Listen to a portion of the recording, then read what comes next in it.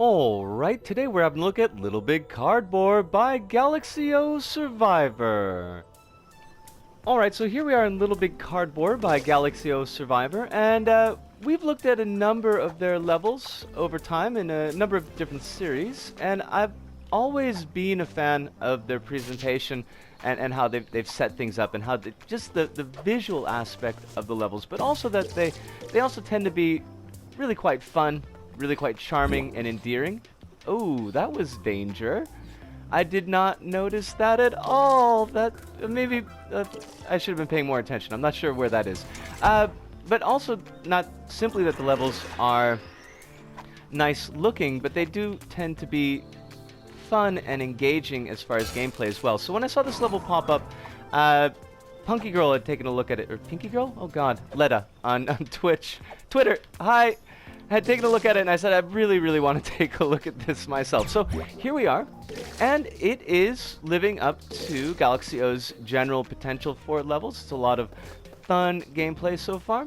It's very much within the kind of standard set of how they produce their levels, how they present their levels, and it is really cool. They mentioned that it's gonna be relatively short. I'm not sure how I feel about these spikes where you got to get in between the spikes. That earlier one was a bigger issue, but this one as well is a little bit annoying. I'm not too sure when Galaxy O says short, like how short is going to be. Whether this is something, oh, it's monkey bars, so automatically not short. Whether this is going to be something that we'll be able to finish up on camera, or if there will be a little bit of mystery left for you. Hopefully a little bit of mystery. Always nice to leave some mystery for y'all. Music seems to be really quiet. It's definitely there, and it's not necessarily a bad thing to have the music dimmed down a little bit, to have music a bit quiet, but that's a bit unusual. We want to get you need to be more elastic. Could you be more flexible? Oh my god, this is not hell. That's really weird. Why are you not doing the thing I need you to do? Hey. It's a rubber band. It should be rubber banding. I can't. I don't. Why? Okay, if I kind of do it like that. No. This. Oh, that was so close. There we go. That was neat, but at the same time kind of frustrating. I've just lost my screen. Okay, we're back. Thank God. You will not have noticed anything at all. Why is there an X there? Was there... Oh, I don't know why we would want to take that power-up someplace else, but sure. Okay. I hope that the paint in it shows up a bit more later, so it's not just a one-off. We've only got 5 seconds left. Oh my god. I have to talk about this back at the hub, but we'll see you there. See yas! And we're back, and Little Big Cardboard by Galaxy Survivor. And I think it's a yellow square. It's a solid on yellow square. It doesn't quite reach the heights of Galaxy Survivor's major series In My Dreams, but still there's a lot to recommend it, I'd have to say.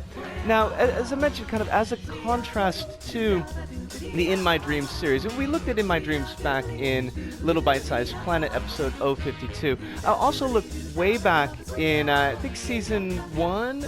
Yeah, it's season 1 of Rough It's Fresh at Return Canyons, which I believe was Galaxy Survivor's first level, so we've been following them for quite some time. Fortunately, that level is gone at the moment. But In My Dreams, they're very robust levels. They're very large levels. They've got the right kind of amounts of decoration. They've got a lot of gameplay mechanics, but those mechanics are well integrated into the levels, and they're iterated upon throughout. And there's actually building mechanics through the series. So it's a really solid series. And then you come to Little Big Cardboard, and it's a little bit like...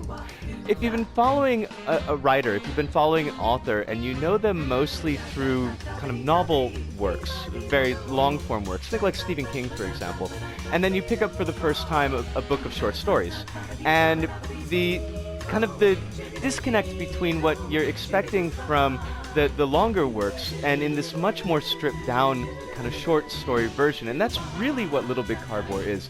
It's very stripped down. It's stripped down in presentation, it's stripped down in length, it's to some extent stripped down in gameplay. It doesn't make it bad, but if you go in expecting one thing and then you find the other, adjusting your mind, recalibrating your mind so that you can actually enjoy this new thing as it is, I think will be important. So take Hi, hello. Take Little Big Cardboard as itself, as opposed to comparing it to In My Dreams. Now, the presentation of it, although it is stripped down, I did find it very lovely, as I always do with Galaxy O Survivors levels. It's bright, it's poppy, it doesn't have quite the same number of materials that you might see in other levels by them, but the materials that are used are, you know, well chosen and well decorated with stickers. There's a lot of incidental sticker work that I always do enjoy in any level that I see, so that was good. So the gameplay is relatively simple, but it is, for the most part, on brand for the types of levels that you find. There's nothing in there that's going to be too difficult, although I do have to say that particularly that narrow passage that you drop down where you've got spikes on either side and you've got to get the hop just right so you don't end up on the far side spikes. It's a little bit, for me, I mean, it's not super difficult, but it is a level of challenge that's a little bit inconsistent with other bits of the level. Your mileage may vary, it's not really a big point, but it is something that kind of stood out in my mind. Now, something that comes up, and one thing that I do feel brings it down just a little bit, is something that we do see, for example, we saw in Brass and Bouts earlier, but we've seen in other short levels where the level itself is relatively short, and this one is like 3 minutes long, it's not very long.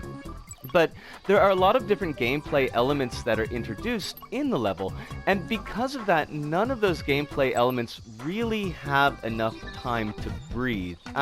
You've got, for example, the hi, attracted gel material. Thank you very much. The attracted gel material, but it's just really that one section. And I'm not entirely sure why there was a power-up takeaway point on that attracted gel section. It was a little bit strange. The paintinator as well. Like, you've got the paintinator, but you only use it for that one bit that we saw. And in fact, that bit that we saw is the very end of the level.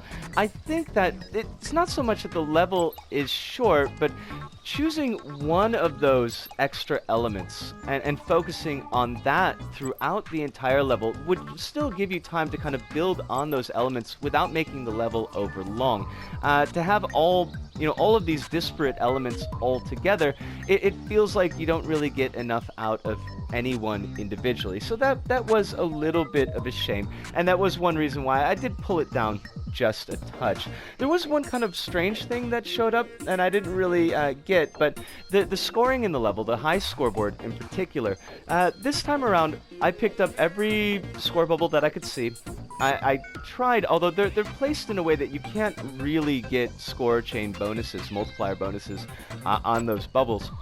And I found that my score matched the high scores of everybody who was ranked in second place, which is 470. However, the first place score was 33,000. And not even Galaxy O Survivor had 33,000 on the level. It seems like, I mean, it's weird. Like, is there a secret there that perhaps Galaxy O Survivor didn't want to pick up because they didn't want to put themselves on the top of the scoreboard? That's certainly possible. I didn't really see anything that lent itself to a secret. I didn't see any areas that I could get to necessarily that would have something like that. But at the same time, it's such a weird score to choose if you were going to glitch the scoreboard. Usually when we see scoreboard glitching, it's 4 million points. It's not this, definitely not even 33,000 and some change. So that kind of stood out as strange to me.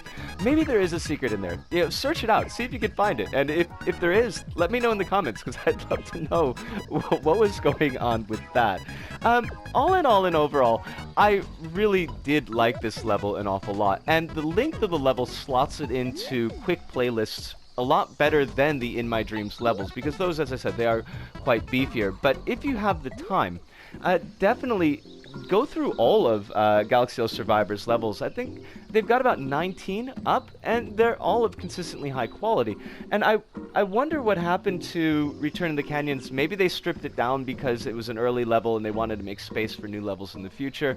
It's a shame if it's gone, but if it is, that's life. Galaxy O Survivor, thank you so much. You did a really excellent job with this. Oh, and before I forget, because I do forget things so very, very quickly, I wanted to point out that I did, as I said in the video, video come to this level through Pinky Girl 67. That's on Twitter. Pinky Girl 67's account.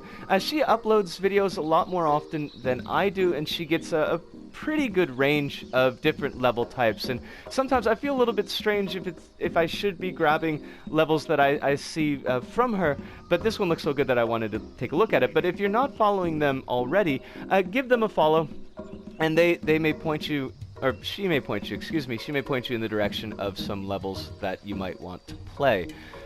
Yeah, okay, so that's it for real this time. That's everything. So from me, Disco, here in Osaka, to all of you out there, wherever you may happen to be, thank you, arigato, arigasamiro dasai, and nara, see you, and ciao.